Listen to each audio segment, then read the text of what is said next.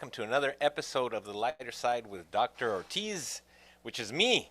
I am Dr. Ortiz, and I'm talking about a lighter view on a heavier topic. I want to make this fun, full of facts, and actually with several segments that are from interviewing a patient, and we have a great patient today. She's looking awesome. I just saw her. And some questions and answers that are always posted online. We select a few and then we answer them here, and then the latest news of the week. And today we're going to start off by telling you, please, if you like this, like us, follow us, you know the drill. You can also always post your questions online. We're always reviewing them, and if there's something like really relevant, we'll actually answer them right here, right live. Um, Let us know where you're watching from. A lot of you are previous patients, and a lot of you are just lingering around the internet and watching stuff to view. So follow us on Facebook, Instagram, and please, if you're a previous patient, they're always kicking my butt, my whole marketing team. We need reviews, so please, can you please review us? Only if you liked us. Anyways, today's health topic is, let me start off by, I am a one-man show, so I'm going to do this and there.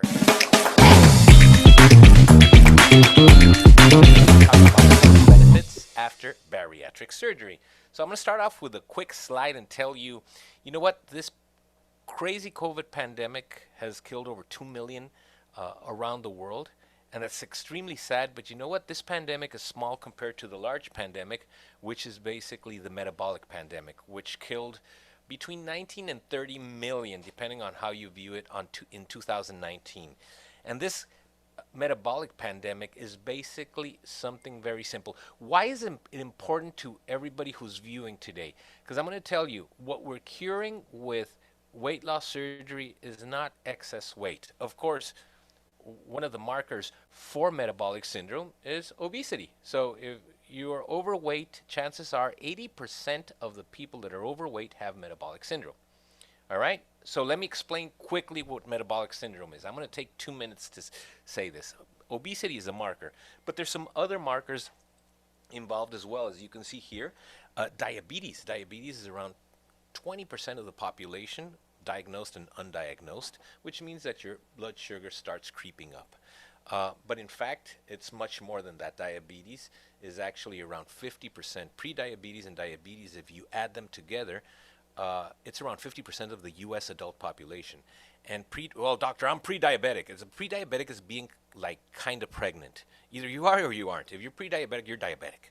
Cardiovascular disease is half of the U.S. population has cardiovascular disease.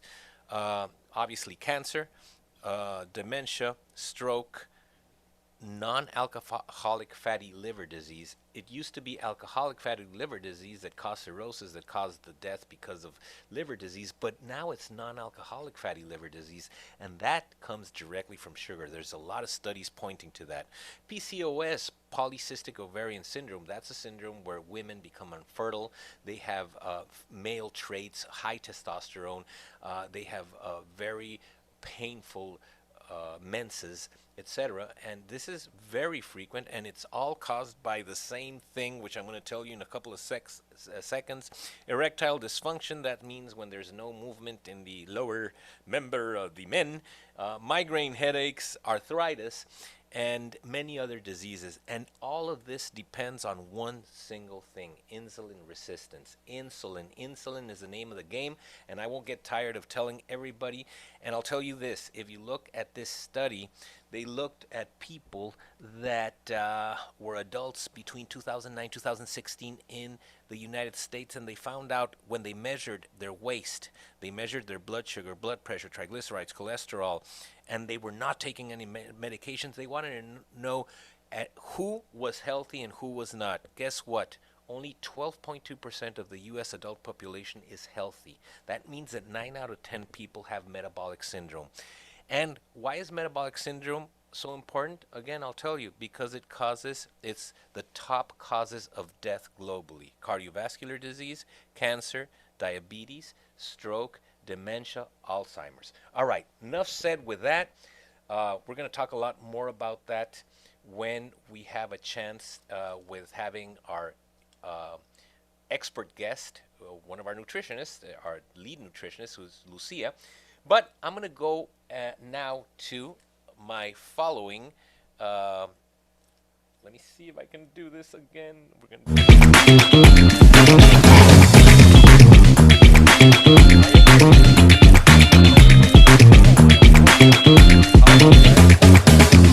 to our show. Holly, how you doing? Hi, I'm good. How are you? Well, I'm like pushing numbers and buttons and stuff like that, but apart from that, I'm doing well. So sorry to keep you waiting. And the truth is, I think that's really important information, but I want to hear it from a patient's perspective. You've been through a journey, and this journey has paid off because I can see it. You're glowing. Thank You you. seem extremely happy. But how did this all start? This all started with mental health, which I think with COVID and different things coming around is more prevalent now. Um, I didn't feel like me.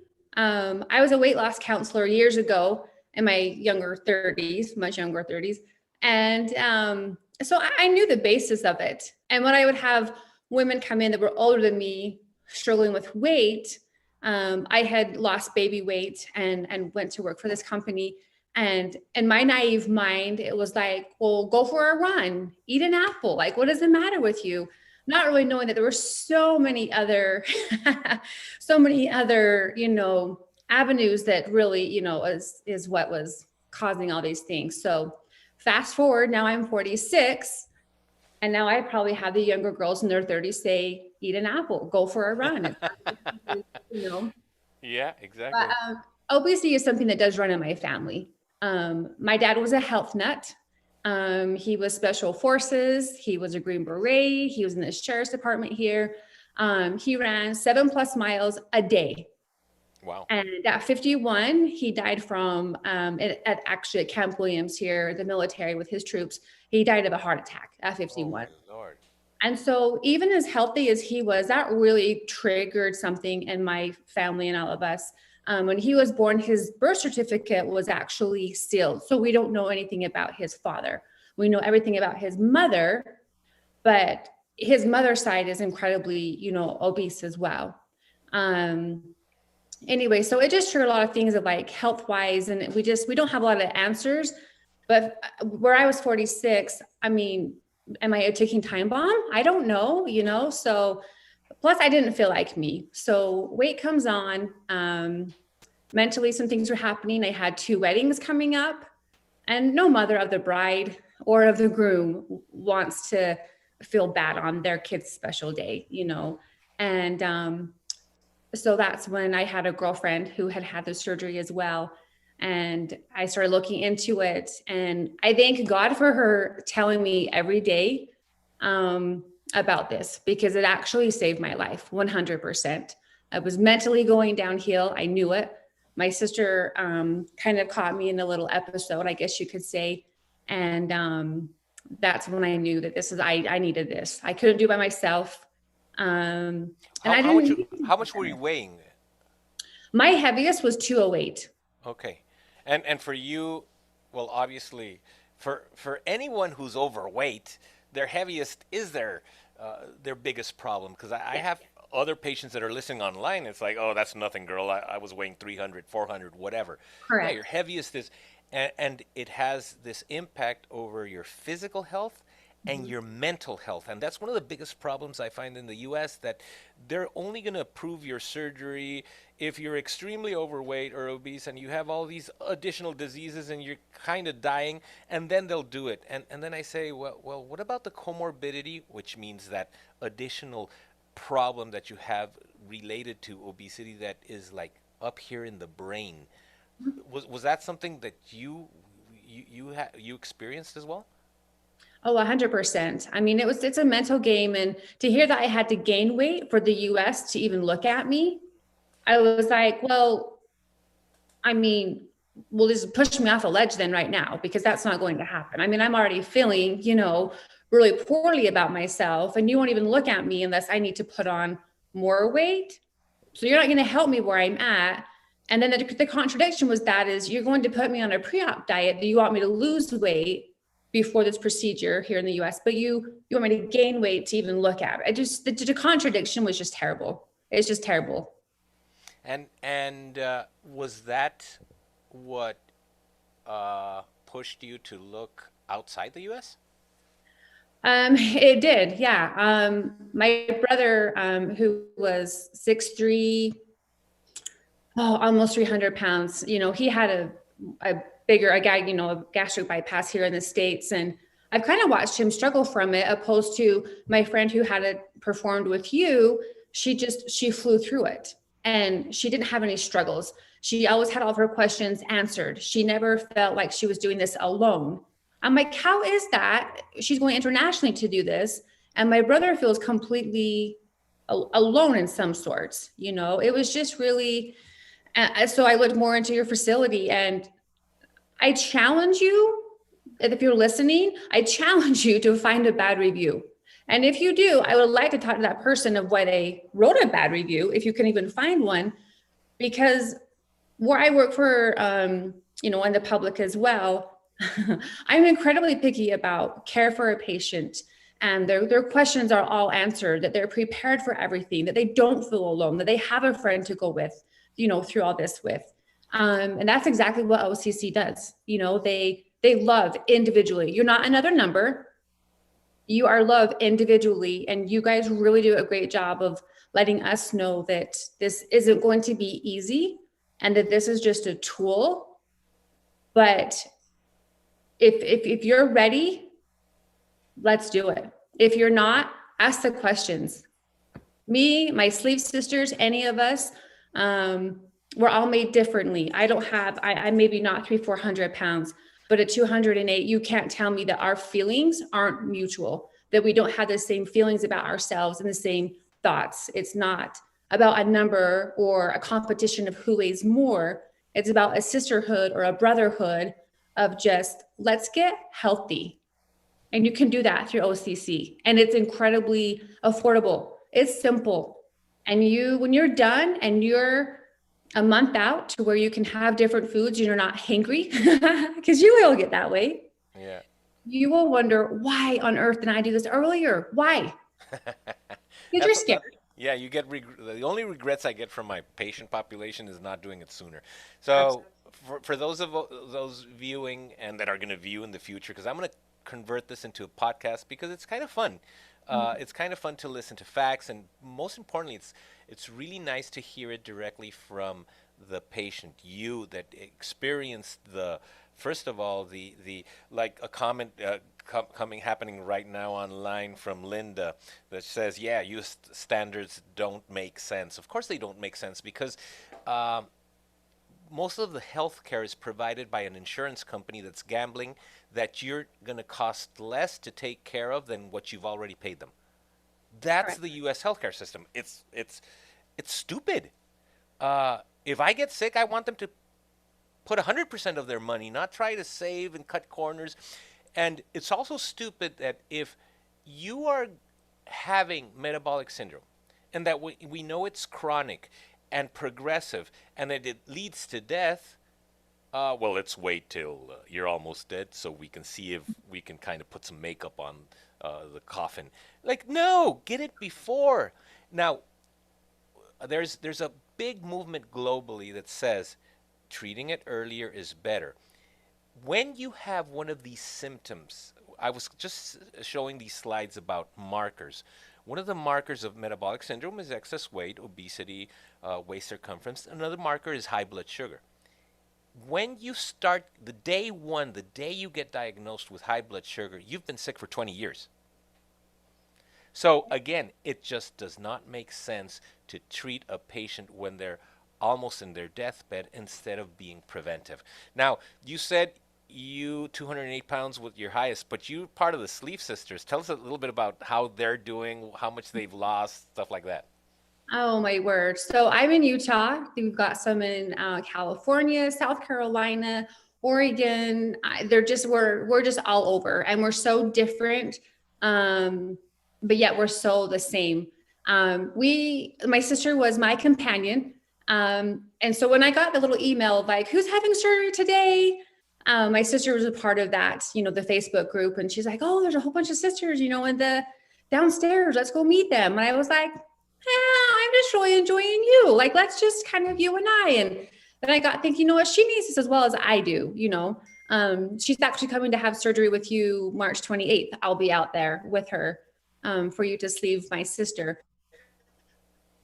But she needed that companionship. I needed that companionship. And I could not have done this half as well as I have without these women. When you're having a tough day, we text every day. And by every day, I mean, there's maybe one day since July that we haven't communicated.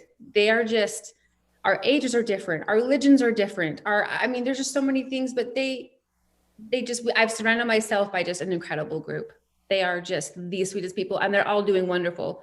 They've had weddings, they've had missionaries, they've had just these big events that they will send pictures out before they put them on the social media, and they are glowing. Their smiles, their skin, their mental, it's just, I love seeing every one of them just like fly out the roof. Well, Rebecca Graham says, Holly, you look amazing. Oh, And I have to agree. I have to agree. So before we started the live stream, I was like, "Girl, you looking God." This is so. How has it changed your life? I mean, again, you were into life coaching people about weight loss, about being, and then you became the victim of what everybody. As we age, we all accumulate fat, and some more than others. How has it changed your life now? I don't know if it's appropriate to say karma's a bitch, but she got me, and so here I am at 46, and it's changed my life. It's changed my relationship. Well, I shouldn't say it's changed my relationship with my kids. It's brought back that relationship that I had with my kids. So I have a 26-year-old daughter who was married last May, and then a 22-year-old son who was married the following September. So I had 2 weddings in a very, very short time period. And with my daughters, I was supposed to be asleep before it. And with COVID, different things we had to postpone. So I was at one of my heaviest weights at her wedding, which was the lovely pictures before. And then the other picture is at my son's wedding. So there's a big drastic difference in how I carried myself in those pictures, how I smiled, and just, it's changed. It's brought back that relationship with my kids of, we grew up very active. I raised my kids on a boat. We're in Utah and we don't have summer and that all the time. Oh, look, there I am. I just put a picture on for those that watch on YouTube, Facebook, and the other social media. Yeah, I just put a picture on and it looks incredible, right? You can just tell in my smile before, the after picture of just, it was a beautiful day, don't get me wrong, but I felt beautiful. My son, after his wedding, he sent me a text. He should have been on his way to his honeymoon, so you can tell where his mind frame was. That way, he saw me, and he just, after we were dancing and cutting the cake, he left. He sends me a text and he says, Mom, it meant the world to me to see your self-esteem back. My wedding was completely 100% made because you were on the dance floor dancing with me. You were smiling. You were jumping around with all the 22, 25-year-olds. Like you were you again. And I just thought, he's right. I was me again. I found me. And sometimes as women, I think we put ourselves on the back burner of when you have your babies and your kids, you forget that you need a relationship with yourself. And it's hard to balance those. I'm watching my daughter. She has a 3-month-old baby. So I'm a grandma now, but she's got a 3-month-old baby. And it's hard watching her kind of balance herself. And it just, all these puzzles came together. These pieces came together of like, that's how it happens. Like, you need to take time for you. She enjoys CrossFit. I took the baby this weekend why she got a couple of CrossFit classes in, why she got a massage in, different things of like, surround yourself with people that have the same goals as you, likes as you. I don't know, just to be the best you. Was there a moment that something clicked as you're progressing? I mean, you did the surgery, you progress from liquids to semi-solid solids. You're getting all these video education program that we send little snippets of information for you to learn a little bit more about. Was there a moment where you're like, holy moly, what was I doing back then? How did your diet change? How did your lifestyle change? Like I said, I grew up very healthy with my family. So my diet was just pure me being ignorant, to it was my own fault. There was definitely a light bulb moment. I was in my kitchen, and I had bought a little gastric bypass, or not bypass, sorry, anyway, a cookbook, one of them that Lucia suggested. And I was looking through other recipes and I was like, these are familiar, girlfriend. Like, where have you been? Just a light bulb went off of like, I was so scared, but then I'm doing it. Look, I'm doing it. And I was just so proud of myself of that things became familiar again. And I was comfortable in the kitchen again. And my most important thing is when I would wake up in the morning, I didn't hate myself. And that's a very strong word, but I will use that. I didn't hate myself for my actions the previous day. And that was something huge for me because usually I would wake up and it would be like, oh, I've got to get dressed. I've got to go to work with all these women who are absolutely beautiful. And then they've got me as an employee, And I just thought that's not fair to myself to have to walk into an environment and feel that way because none of them would portray it that way, but that's how I portrayed myself. So the second that light bulb went off, I didn't hate me anymore. I got to love me, and I love the kitchen, and I love cooking with my husband, and I love everything that this surgery has done. It's just not a surgery and then you're done with it. There are little goals on the scale. There's victories that happen just while you're lying in bed and just thinking of different things that you've been blessed with, whether it's you get to sit, in an airplane. Mindy knows what I'm talking about. Yeah, she just said hi, by the way. She says, Oh, we love you so much. sweetheart. I love her. She sent us a picture of her sitting in an airplane seat. So it was just her legs, right, in the seat. And that might not mean something to other people, but to us, it was like she fit in the airplane and she was confident and she didn't have to worry about taking up space or that insecurity. She did it. And I know that she loves herself for it. And she knows that we love her for that. And her sweet Bob, that had surgery with you just recently as well. Seeing his pictures and his victories as a male, this isn't just a woman thing. This not, weight is not racist, or it doesn't see, color. It doesn't see men, women. It affects everyone. Everyone. And it's a disease. I mean, unfortunately, I have been blessed to bless others, and for those that are viewing that know me that I'm passionate about this. I'm passionate because I have the best gift in life.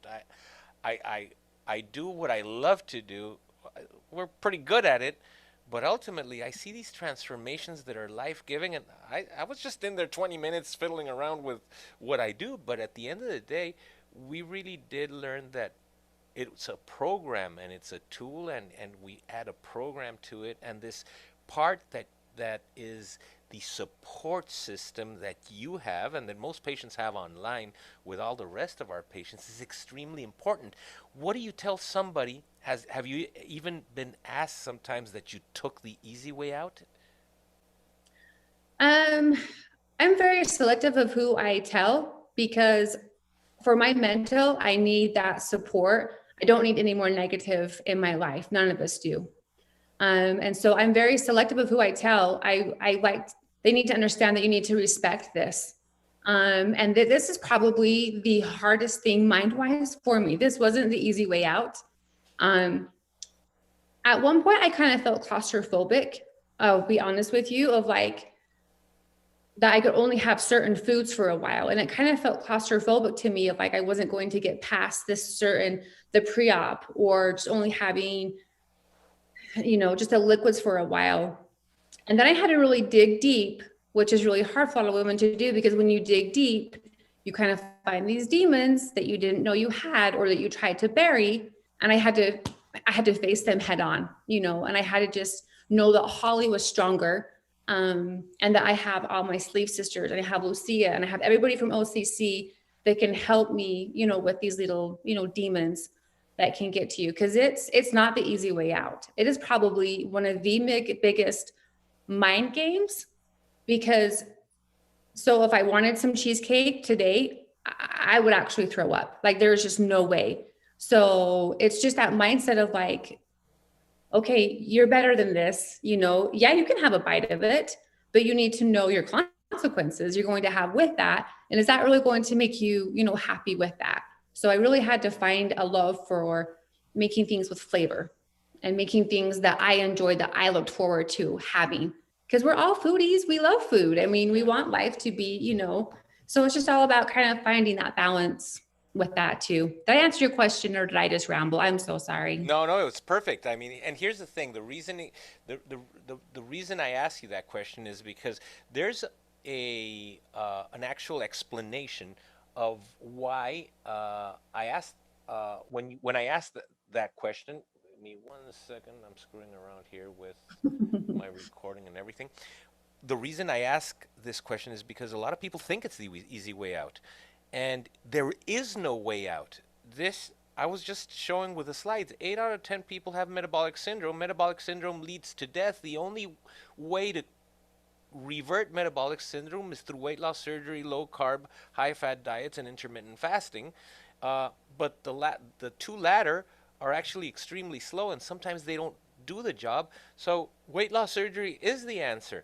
Now, the other thing is the proportions. 80% of the people that are overweight or obese have metabolic syndrome. But up to 40% of the people that are thin have metabolic syndrome. And again, what is metabolic syndrome? Something that's going to lead to 70% of the deaths that occur in the world occur because of diabetes, hypertension, cardiovascular disease, dementia, Alzheimer's, etc., etc. All these things we were mentioning. So this is not the easy way out. It's probably one of the few only ways out. And kudos to you that you didn't wait to be 218, 248 or more. You did it. Okay, this is enough. I need a change in my life. That's how we should be viewing from a medical perspective. Absolutely.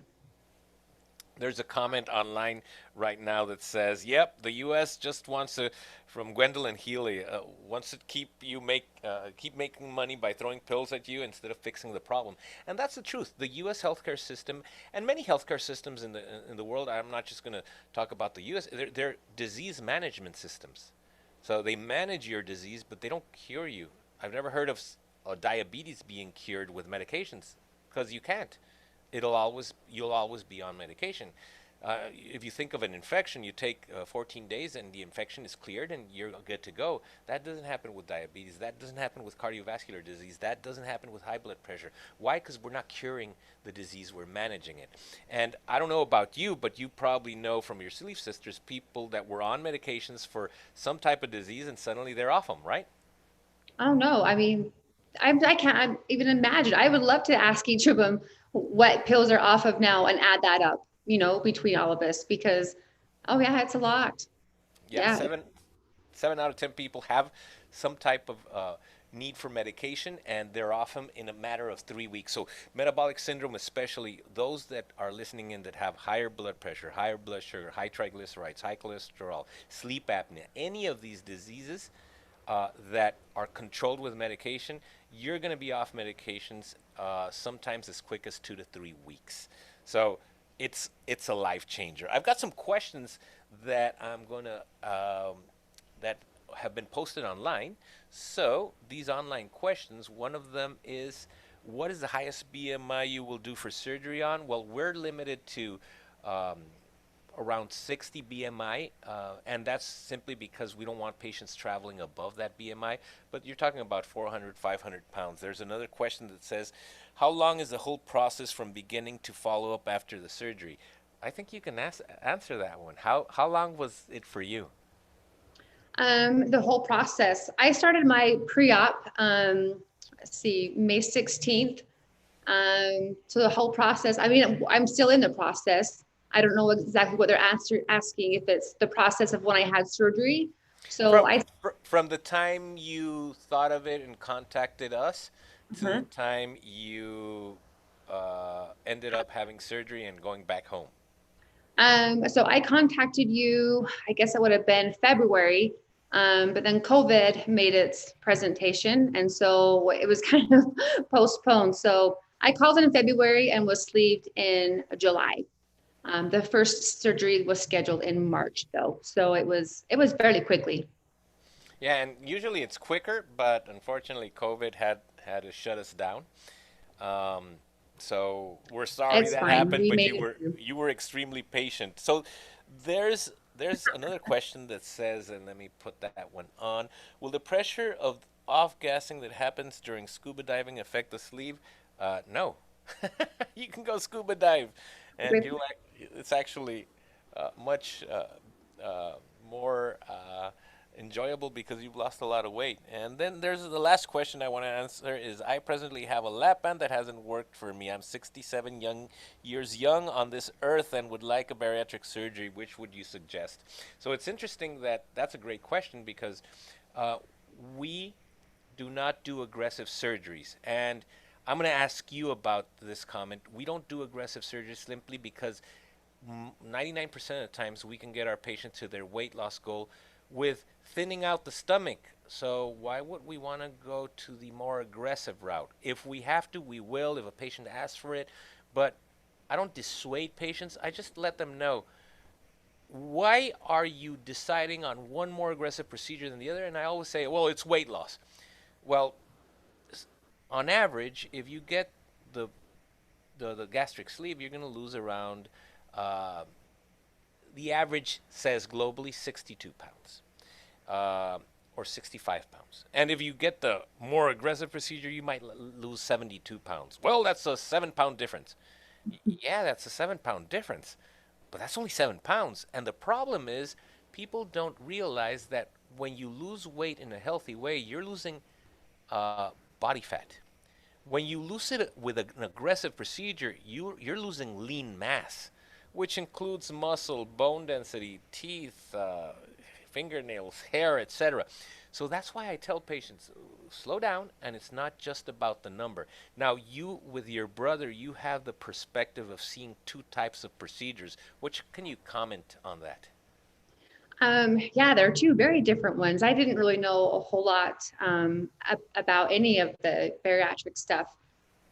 So that was kind of my first introductory, was him. And watching him go through it was just, it kind of scared me away from it, to be honest with you. It was really, it was Yeah. kind of gnarly watching him. And then watching, the girlfriends that had had it done with you, I was like, wow, he is dumb. Like, what did he do? He could have gone to you and just, really been just as successful, had more help, and I mean, less money at that. I mean, it was ridiculous in the States and kind of a mind game for him as well. So yeah, no, there's no question in my mind. If people would ask me which one, it would be with you. It'd be sleep with you. It's so quick. And the recovery, I mean, you need to walk around a lot more, to kind of get all the gas to it and stuff. And there's different things you need to do to take care of it. But his was very, very evasive. It was pretty hard watching. So that's a great comment. Thank you for sharing your experience with us. I've got a couple of questions online. One patient says, Linda, she says, she asks what happens with a person that has fibromyalgia. And I have to say that every single chronic disease gets better. Many of these diseases are insulin dependent, and your insulin dramatically changes over time. So, say for instance, your insulin patterns from being the highest they were ever, now they're the lowest. And insulin has this ability that when you your insulin levels are normal or ideal, well, you're not gaining weight, you're not uh, imprisoning your fat in your body, you use it freely as energy. But when it becomes higher, it becomes the cause of so many diseases. Then there's another question that says, Doctor, where are you located? I'm here in my studio, very close to my operating room, because I'm going to go jump in my operating room in a couple of minutes. No, we're actually in Tijuana, Mexico. Now, that's one of the scariest things. Tijuana is like, holy moly, I've seen that on Netflix, etc. What can you tell people about your experience to coming to Tijuana? First, the were you ever scared, and then you did your research, and how did you end up with us, and what would you tell people asking about this? I mean, I would be lying if I say that I didn't. Those thoughts didn't come of like, oh, Tijuana. I like, am I sure? I mean, there's as much as I heard negative about it. There was not one thing negative about again. And then when I knew the process, and word of mouth is huge, right? Because I got a girlfriend that she's not getting paid to tell me any of this. We're just here to tell people because we want you to be as happy as we are. So she walked me through it. I know that my sister wouldn't be doing any of this if I hadn't done, kind of paved the way, are her words, not mine. But I mean, it was a little intimidating because I hadn't traveled alone. I mean, I've been to Cancun and all the different resorts like that, Mexico wise. But you guys have it down to an absolute science. The paperwork, the drivers, the staff. I mean, it is absolutely insane of how well taken care of you are. If you have questions, there's somebody to answer them. You're never alone. And I was worried about the language barrier. I know enough Spanish to get me in trouble, but not out of trouble. So I was like, well, I don't know what's going on. That kind of worried me. And there's always somebody there to help you in your language with that. I know a lot of people, I see the questions, can I travel alone? They get worried about traveling alone to Tijuana. I would absolutely travel alone with your facility. You're not left alone. You're not left to question anything. Again, you have it down to an absolute science, which shows the love for your patients that you have. That again, you're not just a number, you're an absolute, you love all of them. Your whole entire staff does. Well done. I'm surrounded by hotties, girl. It's like, what else could I want? So yeah, Yeah. I actually have a story that I got this picture sent by text, and my wife's kind of overlooking over my shoulder, and this is like this real hot chick in a bikini, and like, who is that? Well, it's one of my patients. And like, damn, girl, I want what she had. She's like looking. So yeah, this is so fulfilling, and of course, yeah, we have a lot of, let's say, non-believers that say, well, really, Mexico? Why Mexico? Again, the reason why I practice in Mexico is because I can practice to my fullest potential without needing to please somebody that is telling me, you can't spend this, you can't spend that. These standards are as much as we're going to give. The patient doesn't come number one in the equation in many different health systems. With us, it's really simple. Our overhead cost is a lot less. We're in a foreign country, but we're across the border. We're walking distance from the border, like a minute. And we have the same standards, if not better standards, in the US. And this is not me tooting my own horn, patting myself in the back. We use third-party accreditations like the prestigious Joint Commission, which our version is the international one, which accredits the top hospitals in the US. We have the same accreditation. So it's really not about that you're in a foreign country. One of the most important things is that COVID basically globalized healthcare. Now these borders from country to country kind of are getting blurred and from state to state, especially in the US, because we are in dire need of healthcare because of COVID, the COVID pandemic. What about the metabolic pandemic, which is 100 times more intense? So anyways, some closing comments, Holly, before we leave our friends in this episode. Some closing comments. Yeah. Gosh, I could probably go on for another hour with you. I adore you.